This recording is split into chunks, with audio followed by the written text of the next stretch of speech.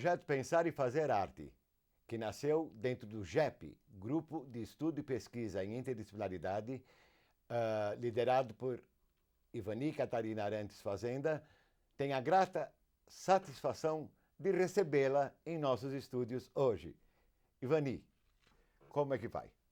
Tudo bem, a satisfação é minha e é realização de um sonho poder propagar o que nós desenvolvemos na academia, propagar para outras pessoas que não têm estado conosco todos esses anos.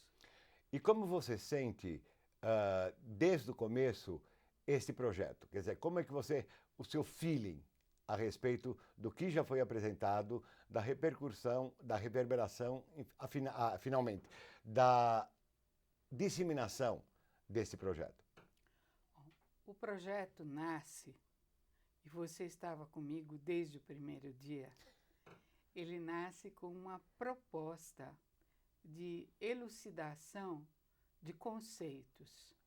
Então, o primeiro conceito que nós decidimos desdobrar, estudar e investigar foi o conceito de competência.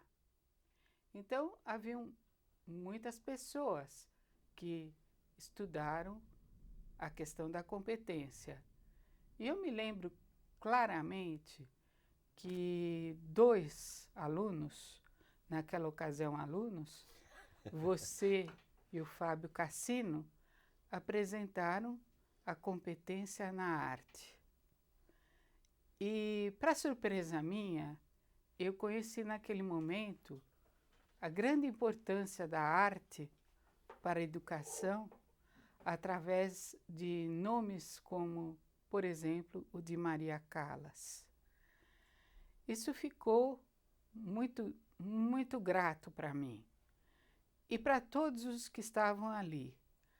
Ao invés de ler e estudar os teóricos sobre competência, nós estávamos aí assistindo um autor, Cláudio Piccolo, falando sobre como nasce a competência em atores, artistas, dos mais diversos, de Maria Callas até os mais populares, mostrando que competência não é uma só, mas competências são muitas e infinitas, e cada um tem o seu valor, e que é importante a descoberta do talento de cada competência para poder se estabelecer de que competência estamos falando.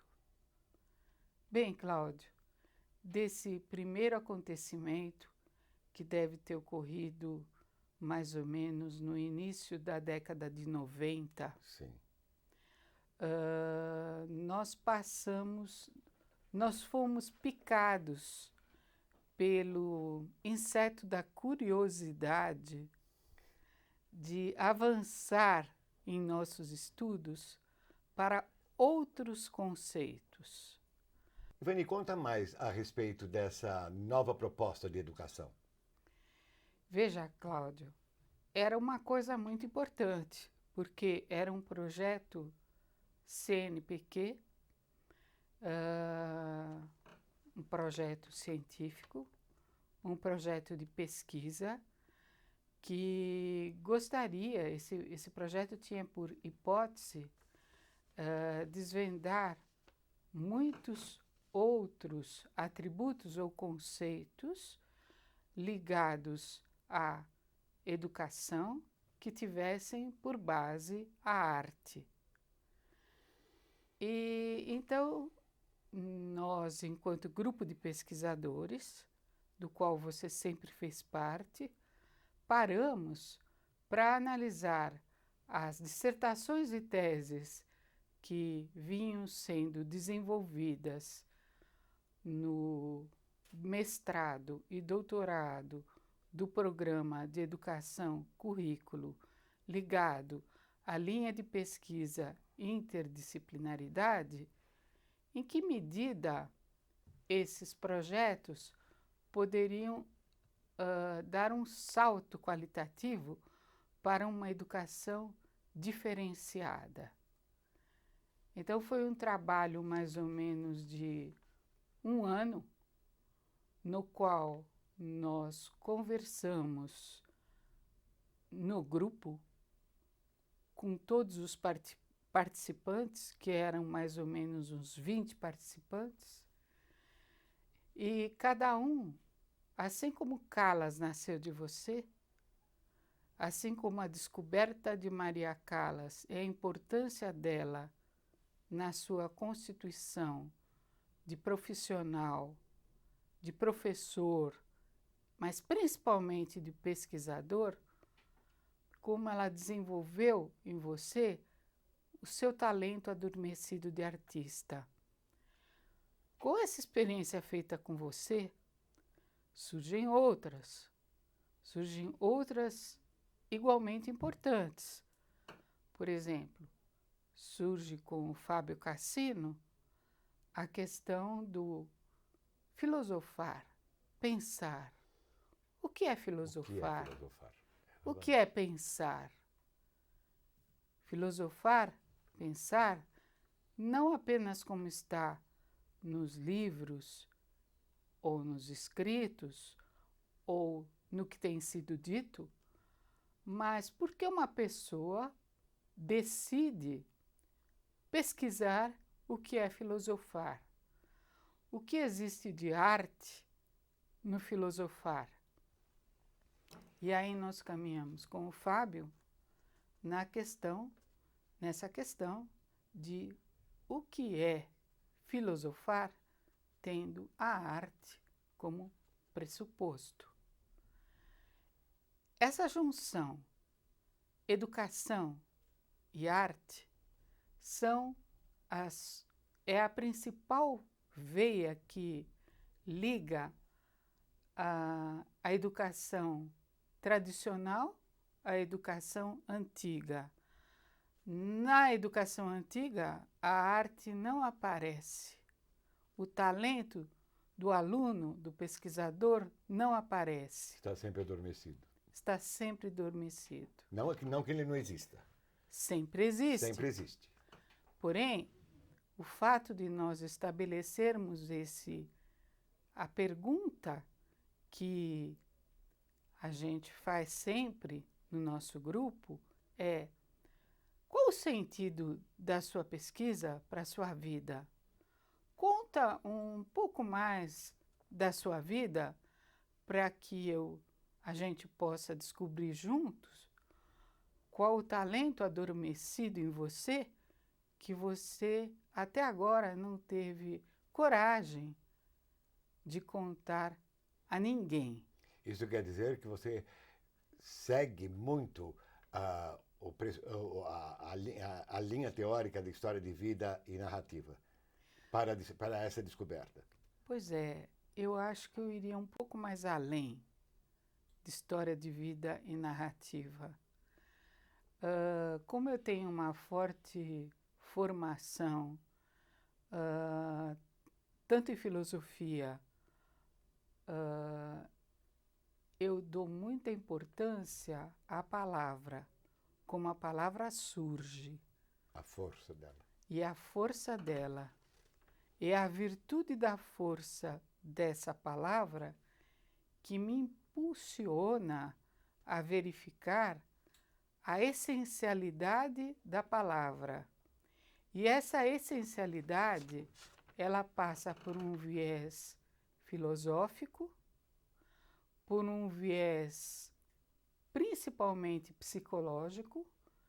Não é aos poucos que as pessoas se revelam, mas elas vão se revelando aos poucos.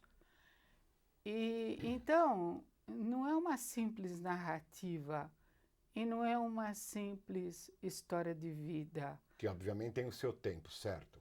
Que tem um tempo certo para acontecer. Não. Esse tempo é um tempo que eu diria presente, porque ele é presentificado na palavra pronunciada, por exemplo, quando você pronunciou ópera e quando você pronunciou Maria Callas, não se pensava naquele momento que a palavra que estivesse embutida entre Maria Callas e ópera fosse descoberta. Não descoberta de Maria Callas, que daí seria uma história de vida, Sim.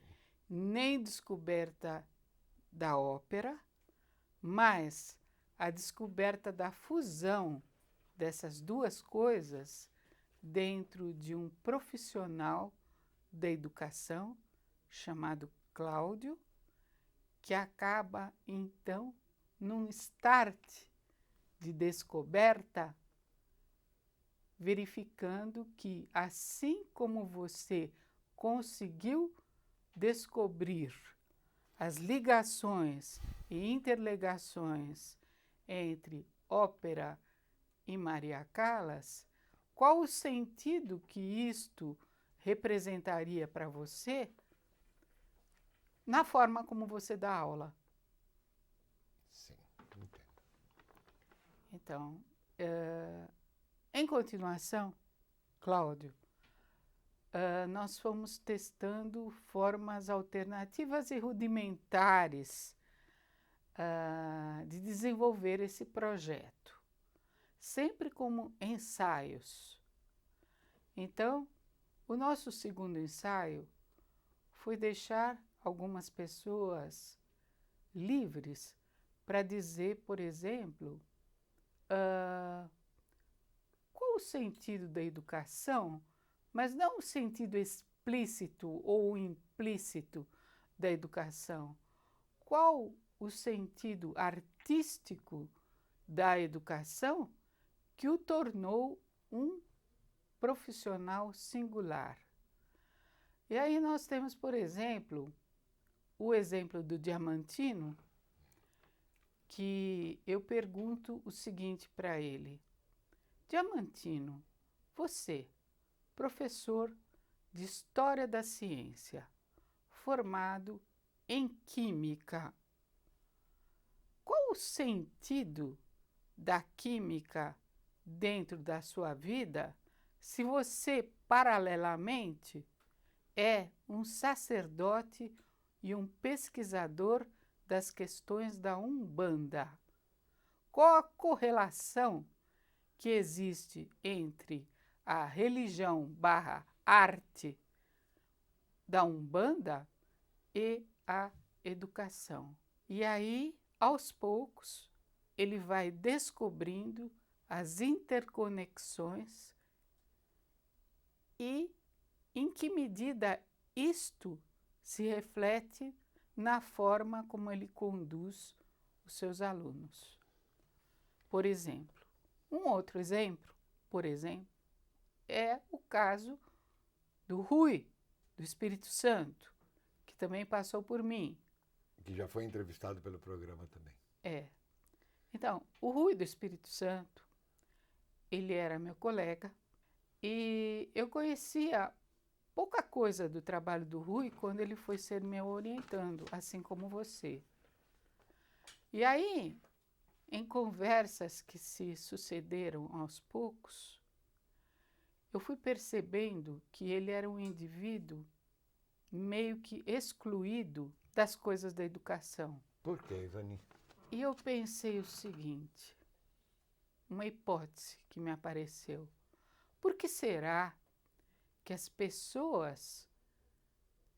Qual seria o artifício que faz as pessoas artistas, os profissionais da arte, não serem bem aceitos ou não serem bem contemplados? E aí eu convido o Rui para contar um pouco como ele ensinava didática. E eu via que a forma dele ensinar didática era uma forma absolutamente transgressora. Ele ensinava didática através do exercício da palavra em compor poesias. Poesias que refletissem a sua história de vida. E aí nós chamamos esse trabalho primeiro do Rui de Pedagogia da Transgressão. Que virou um livro. Virou um livro, o livro já está 15ª edição, editora Papiros. Depois o Rui continua e dá um salto maravilhoso e vai investigar o que de sagrado existe nessa questão do autoconhecimento, de você voltar-se para o seu lado artista. Porque ele escreve sempre poesias. Até nas defesas de tese, não é? Sempre. Sempre que participa de bancas, ele faz uma analogia do texto com uma poesia por ele criada.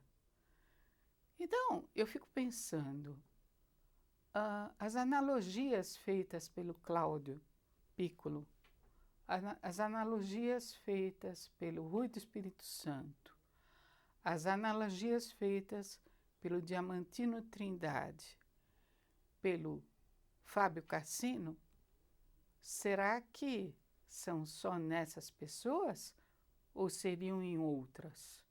De repente eu conheço a Sônia, que eu soube também que foi entrevistada aqui por vocês, Sônia Albano. E vi a Sônia com uma musicalidade encoberta. Uma musicalidade que não conseguia se expressar em sons, mas conseguia se expressar magnificamente em textos. Aí começamos todo um trabalho com ela de verificar qual a musicalidade que existiria dentro de alguns textos de alguns escritores famosos. Por exemplo, Shakespeare. Qual seria a musicalidade presente dentro de um texto de Shakespeare? E aí, o nosso desafio. Bem, a nossa sala de aula era uma sala de aula pequena, Cláudio. Foi nos dado um espaço aqui na Pontifícia Universidade Católica de São Paulo para umas 30 pessoas. E, de repente, nós tínhamos gente no corredor, com cadeira amontoada no corredor. Então, eu pensei e conversei com você e nasceu de nós dois a ideia de ampliar este projeto, que era um projeto para mestrandos e doutorandos, para um projeto para a comunidade toda. Então, não sei como conseguimos, deve ter havido muita subversão e muita transgressão, que eu nem sei como aconteceu, mas nós conseguimos lotar o Tuca Arena, várias vezes, com professores de outros departamentos dessa universidade, alunos de vários departamentos dessa universidade, professores de outras universidades, e os alunos da escola secundária, que é o e mais... principalmente os alunos e professores da escola pública, de 1º e 2º graus, até de educação infantil. Como falar de Shakespeare ou de Carmen, que foram... Ou de Traviata, ou de Macbeth, ou de Macbeth, ou de Callas, para crianças de pré-escola. Então, essa foi a nossa aventura de transformar o erudito no popular, que todos pudessem participar e sentir-se com talento, não para compreender, mas para guardar aquilo dentro da alma dele, que é muito mais do que compreensão. guardar a arte dentro da alma. E aí, a cada episódio desses, mais de 15 que nós elaboramos aqui como aulas abertas, passaram muitas pessoas. Passou, por exemplo, a Patrícia com a questão da biodança, a Maria José com danças circulares, o Manolo Vilches com o círculo, como é que os círculos se autoconcentram e como é que uma cidade se constrói a partir de círculos. E aí o Manolo, maravilhosamente, se descobre um arquiteto de saberes. Tivemos pessoas, por exemplo, como Ricardo Matos, que não entendia em que medida, por exemplo, a arte contida na ficção científica poderia ser alguma coisa muito atraente para as crianças no ensino, por exemplo, de ciências. E o mesmo, o Diamantino, ao remontar a história das origens do nosso povo, da negritude que nós somos, verificar nessa ancestralidade quais os vestígios da história e fazê-los, alunos todos, participantes dessa aula, sentirem-se sujeitos com o mesmo talento que um Macallas, que um Cláudio Piccolo, que um Manolo Vilches. Enfim, essa era a alegria. Auditórios lotados. Tivemos o recurso da TV PUC, que sempre nos apoiou. Temos todas essas aulas abertas gravadas. E, para surpresa minha, um colega meu que trabalha comigo no programa, o Mário Sérgio Cortella, me disse outra vez: que aula fantástica que vocês deram a respeito da sonoridade, de como é que se despertam os sentidos, o sentido da química, o sentido do gosto e o sentido do som. Eu fiquei abismado de ver aquele tipo de aula.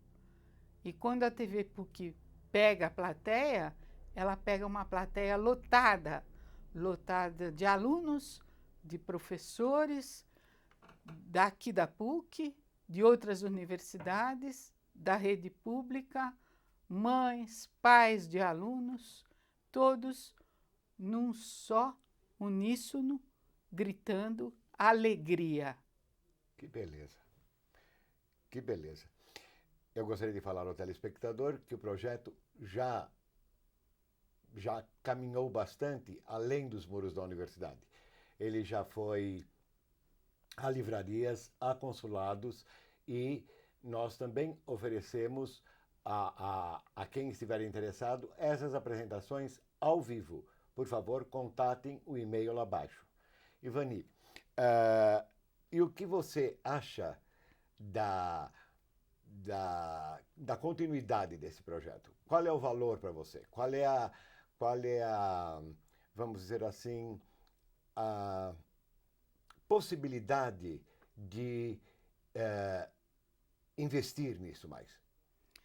Olha, eu gostaria muito, se eu tenho como um sonho uma educação diferenciada, e se eu consigo aplauso de plateias com Tuca lotado, Tucarena lotado, salas culturais da Livraria Cultura lotadas, e todos os lugares que a gente vai, Museu da Imagem e do Som, enfim, lotados, eu fico pensando em que medida esse projeto não poderia se consubstanciar num projeto paralelo de um mestrado que pudesse, um mestrado profissionalizante, que pudesse unindo graduação e pós-graduação, formar pessoas para a compreensão